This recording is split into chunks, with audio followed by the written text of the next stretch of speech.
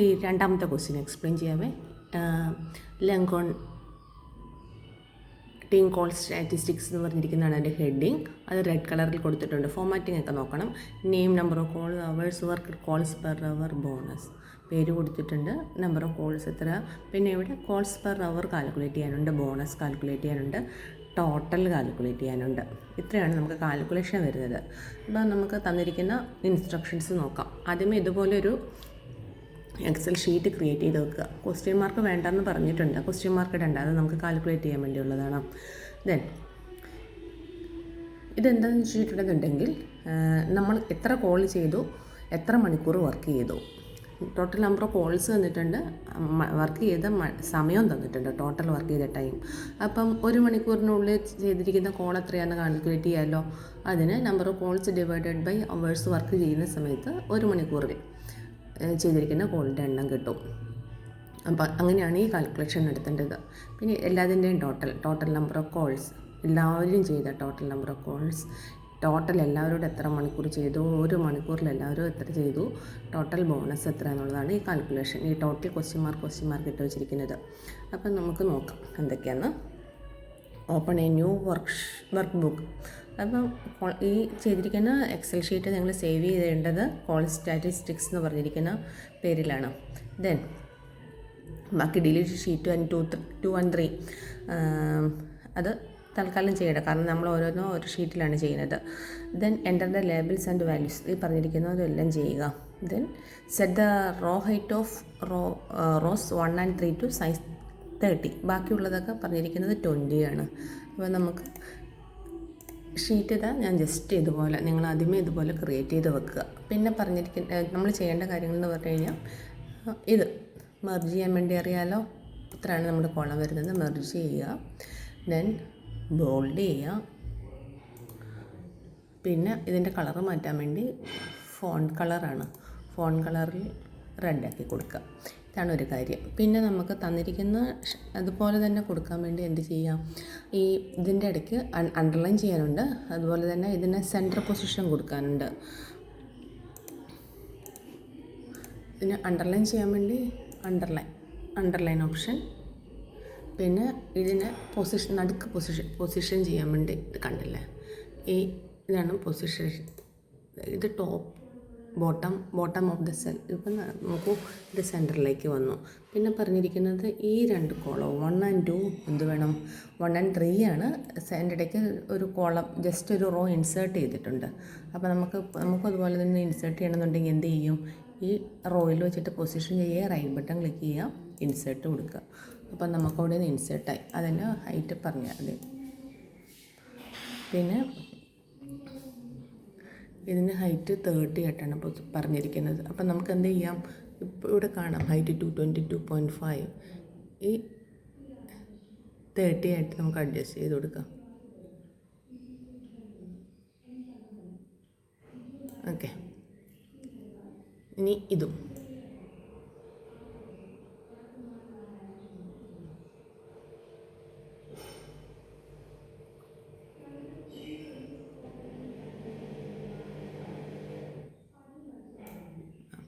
അതിന് ഒത്തിരി കൂടുതലാണ്. അപ്പോൾ നമുക്ക് എന്ത് ചെയ്യാം, കറക്റ്റാക്കി കിട്ടണമെന്നുണ്ടെങ്കിൽ ഇവിടെ സെലക്ട് ചെയ്ത്, അതായത് ഈ റോ സെലക്ട് ചെയ്തിട്ട് ഫോമാറ്റിൽ പോയി റോ ഹൈറ്റ് 30, ഇപ്പോൾ 30.75 ആയിട്ടാണ് കിടക്കുന്നത്. 30 അത് കറക്റ്റ് അവിടെ നിന്ന് വലിച്ചാലും കിട്ടും കേട്ടോ. ഓക്കെ കൊടുത്തു കഴിഞ്ഞാൽ കിട്ടും. പിന്നെയുള്ളത് നമുക്ക് നമ്മൾ പറഞ്ഞില്ല, ഒരു സെല്ലിൽ കൊള്ളാതെ അപ്പുറത്തെ സെല്ലിലേക്കും കൂടി ഡാറ്റ പോകുകയാണെന്നുണ്ടെങ്കിൽ അതിനെ ഒരു സെല്ലിലാക്കാൻ വേണ്ടി ഇത് ഫുൾ സെലക്ട് ചെയ്ത് റാപ്പ് ടെക്സ്റ്റ് ഓപ്ഷൻ. ഇതിപ്പം ഇങ്ങനെയായിരുന്നു ആദ്യമേ ഉള്ളത്. ഇത് നമ്മൾ ക്ലിക്ക് ചെയ്യുന്ന സമയത്ത് നമുക്ക് ആ ഒരു സെല്ലിൽ തന്നെ കണ്ടൻറ്റ് ആക്കി കൊടുക്കാൻ വേണ്ടി പറ്റും. ഓക്കെ, റെഡിയാണെന്ന് കരുതുന്നു. അടുത്ത ഇൻസ്ട്രക്ഷൻ എന്ന് പറഞ്ഞു കഴിഞ്ഞാൽ യൂറോ സൈൻ കൊടുക്കാൻ വേണ്ടിയാണ്. Column E to include euro sign 2 decimal പ്ലേസസിന് അഡ്ജസ്റ്റ് ചെയ്യണം. ഏത് സൈനും ഏത് കറൻസി ഇൻക്ലൂഡ് ചെയ്യണമെന്നുണ്ടെങ്കിൽ ഞാനിപ്പോൾ ഇവിടെ യൂറോ സൈൻ ഇൻക്ലൂഡ് ചെയ്ത് വെച്ചിട്ടുണ്ട്. യൂറോ സൈൻ ഇൻക്ലൂഡ് ചെയ്യണമെന്നുണ്ടെങ്കിൽ സെല്ല് സെലക്ട് ചെയ്യാം, ഫുള്ള് സെല്ല് നമുക്ക് സെലക്ട് ചെയ്യാം. ഫുള്ള് സെലക്ട് ചെയ്യാം, റൈറ്റ് ബട്ടൺ ക്ലിക്ക് ചെയ്യാം, ഫോമാറ്റ് സെൽസിൽ പോവുക. പിന്നെ അവിടെ കറൻസി സെലക്ട് ചെയ്യാം. കറൻസിയിൽ നമ്മളിവിടെ ഈ സിമ്പിൾ കാണുന്നില്ലേ, സിമ്പിൾ കാണുന്നിടത്ത് നമ്മൾ യൂറോ, ഇവിടെ നിന്ന് കഴിഞ്ഞ ദിവസം വേറെ ഡോളർ സൈൻ സെലക്ട് ചെയ്തിരുന്നു, അതുപോലെ ഇവിടെ സെലക്ട് ചെയ്ത് യൂറോ ക്ലിക്ക് ചെയ്ത് ഓക്കെ കൊടുത്തു കഴിഞ്ഞാൽ യൂറോ സൈൻ കിട്ടും. ഇനി നമുക്ക് എത്ര അവർ വർക്ക് ചെയ്യണമെന്നുള്ളതാണ് കാണേണ്ടത്. അപ്പോൾ ഇവിടെ ക്ലിക്ക് ചെയ്ത് ഇക്വേഷൻ ഞാൻ ഇട്ട് വെച്ചിട്ടുണ്ട്. എന്താ ചെയ്യേണ്ടത്, ഈക്വൽ ടു C4 ക്ലിക്ക് ചെയ്യുക, ഡിവൈഡഡ് ബൈ അവേഴ്സ് വർക്ക് എന്ന് പറഞ്ഞിരിക്കുന്ന കോളത്തിൽ ക്ലിക്ക് ചെയ്യുക, നമുക്ക് അവർ കിട്ടും. അത് കഴിഞ്ഞിട്ട് താഴേക്ക് ഡ്രാഗ് ചെയ്ത് കൊടുക്കുക, അപ്പോൾ നമുക്ക് ഫുൾ ഡാറ്റ കിട്ടും. ഒന്നും കൂടെ പറയാൻ ചെയ്ത് കാണിച്ചു തരാം, ഫുൾ ഇത് കളഞ്ഞിട്ട് തന്നെ. ഈക്വൽ ടു അടിക്കുക, total number of calls select ചെയ്യുക, ഡിവൈഡഡ് ബൈ അവേഴ്സ് വർക്ക് കൊടുക്കുക, അപ്പോൾ ഇത് കിട്ടും. ഇവിടെ നിന്ന് സെലക്ട് ചെയ്യാം, നമുക്ക് പറഞ്ഞിട്ടുണ്ട് ഈ ഡോട്ടിൽ വെക്കുക, താഴേക്ക് ഡ്രാഗ് ചെയ്യുക. ഓക്കെ, അത് കഴിഞ്ഞു. ഇനി ഉള്ളത് ബോണസ് റേറ്റ് ചെയ്യാൻ പറഞ്ഞിട്ടുണ്ട്. അടുത്ത ക്വസ്റ്റ്യനായിട്ട് പറഞ്ഞിരിക്കുന്നത് ബോണസ് കാൽക്കുലേറ്റ് ചെയ്യാൻ വേണ്ടിയാണ്. ദെൻ ഫോർമാറ്റ് സെൽസ് B12 നമ്മൾ 25 എന്നോട് ഇൻക്ലൂഡ് ചെയ്തു, 25% കൊടുക്കാൻ വേണ്ടിയാണ്. B12 ഏതാണെന്ന് നോക്കാം നമുക്ക്. ഈ ക്വസ്റ്റ്യനിലെ B12 ഏതാണ്? ഇതാണ് B12. ഇത് B ആണ്, അതുകൊണ്ട് തന്നെ 12 ആണ്. അതിന് 25% കൊടുക്കണം. അപ്പോൾ നമ്മളിപ്പോൾ 25 എൻ്റർ ചെയ്തിട്ടുണ്ട്. അതിന് 2 ഡെസിമൽ പ്ലേസസിൻ്റെ കൊടുക്കുകയും വേണം. ഓക്കെ, റൈറ്റ് ബട്ടൺ ക്ലിക്ക് ചെയ്യുക, ഫോർമാറ്റ് സെൽസ് കൊടുക്കുക, number 2 decimal places, number 2 decimal places കൊടുക്കുക. ഓക്കെ കൊടുക്കുക.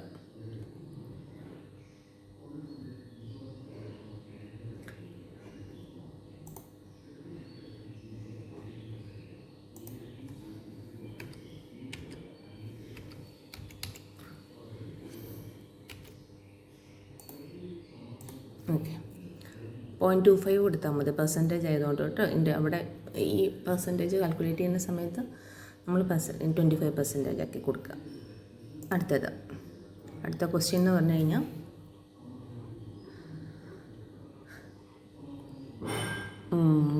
കോൾസ് പെർ അവർ ചെയ്തു.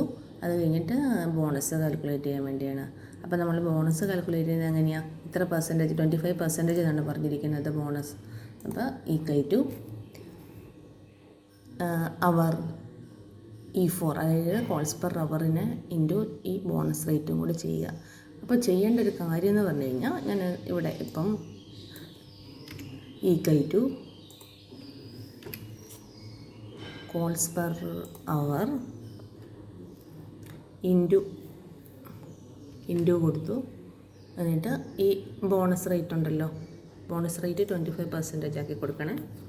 25% എന്ന് പറയുന്നത് 0.25 കൊടുത്തിട്ട് ഇൻറ്റു അതിനെ പെർസെൻറ്റേജിൽ ഇട്ട് കൊടുത്താൽ മതി. പെർസെൻറ്റേജ് ക്ലിക്ക് ചെയ്ത് കൊടുത്തു കഴിഞ്ഞാൽ സിമ്പിൾ അടക്കം വരും. ഇങ്ങനെ ചെയ്തു. അപ്പോൾ നമുക്ക് 2.10 എന്ന് കിട്ടി. എന്നിട്ട് താഴേക്ക് ഡ്രാഗ് ചെയ്യുന്ന സമയത്ത് നോക്കൂ, ഇതൊക്കെ 0 എന്നാണ് വരുന്നത്. അപ്പം നമുക്ക് ഇക്വേഷൻ നോക്കാം. അതെങ്ങനെയാണ്? സെല്ല് ഡ്രാഗ് ചെയ്യുന്ന സമയത്ത് ഇവിടെ E4 × C11 ആണ്. അടുത്ത സെല്ലിൽ എന്താ പറ്റിയിരിക്കുന്നത്? ഈ 5 × C12 ആണ്. ഈ 5 എന്ന് പറയുന്നത് ഇതാണ്, C12 എന്ന് വിളിക്കുന്നത് ഇതാണ് കോളം. അപ്പോൾ ഇവിടുത്തെ കണ്ടൻറ്റ് 0 ആണ്. അപ്പോൾ ഓട്ടോമാറ്റിക്കലി വാല്യൂ ഒന്നുമില്ല, അതുകൊണ്ട് തന്നെ 0 ഇട്ട് പോകുന്നതുകൊണ്ടാണ് ചെയ്യുന്നത്. അടുത്തതിൻ്റെ ഇക്വേഷൻ നോക്കൂ. ഈ 6 × C13 ആണ്. C13 സെല്ല് ഏതാ? ഇത് C, ഇത് 13.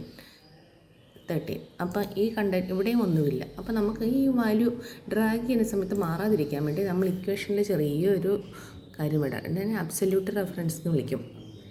ഓക്കെ, ഇവിടെ ഈ സിക്കും, അതായത് കോളത്തിൻ്റെ വാല്യൂ ഇല്ലേ, അതിന് മുമ്പായിട്ട് ഒരു ഡോളർ സൈൻ ഇട്ട് കൊടുക്കുക. ഡോളർ ഇവിടെ ഇട്ട് കൊടുക്കുക.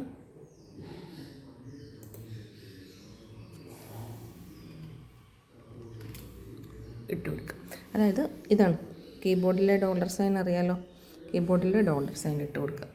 അങ്ങനെ അത് കഴിഞ്ഞിട്ട് എൻ്റർ ചെയ്ത് കൊടുക്കുക. അപ്പോൾ കാണാം, ഇക്വേഷൻ കാണാം.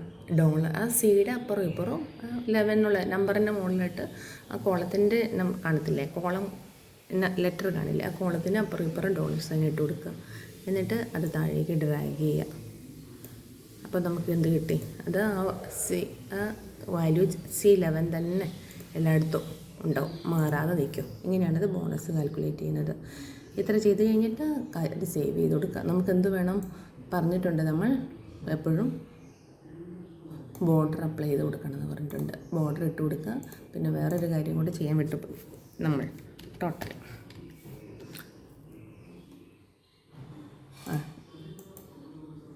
ടോട്ടൽ ഇവിടെ കാൽക്കുലേറ്റ് ചെയ്തിട്ടുണ്ട്. അതിൻ്റെ കൂടെ തന്നെ വന്നുകൊണ്ടാണ് കണക്കുന്നത് ടോട്ടൽ കോളം.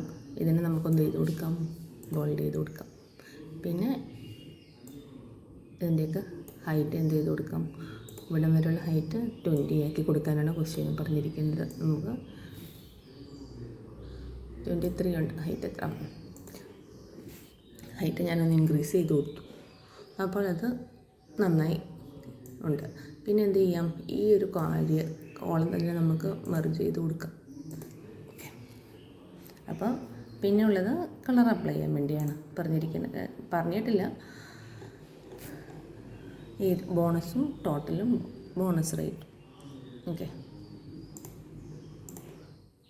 ഇവിടെ നമുക്ക് എന്ത് ചെയ്ത് കൊടുക്കാം, ഒരു സെപ്പറേഷന് വേണ്ടി ഒരു പുതിയ കോളം ഇൻസേർട്ട് ചെയ്ത് കൊടുത്ത് അതിനെ മെർജ് ചെയ്ത് കൊടുക്കാം. എന്നിട്ട് ഈ ഒരു കാൽക്കുലേഷൻ നടന്ന കോളത്തിന് ലൈറ്റ് ബ്ലൂ കൊടുക്കാം. ഈ ഒരു കാൽക്കുലേഷൻ നടന്ന കോളത്തിന് നമുക്ക് എന്ത് ചെയ്ത് കൊടുക്കാം, ലൈറ്റ് ബ്ലൂ ചെയ്ത് കൊടുക്കാം. ഇതിനെ ബോൾഡ് ചെയ്ത് കൊടുക്കാം. ഇതിന് കുറച്ചുകൂടെ ഹൈറ്റ് ചെയ്ത് കൊടുക്കാം. ഇത്രയും കാര്യങ്ങൾ ചെയ്താൽ മതി. ഇതാണ് എക്സാമ്പിൾ. ഓക്കെ.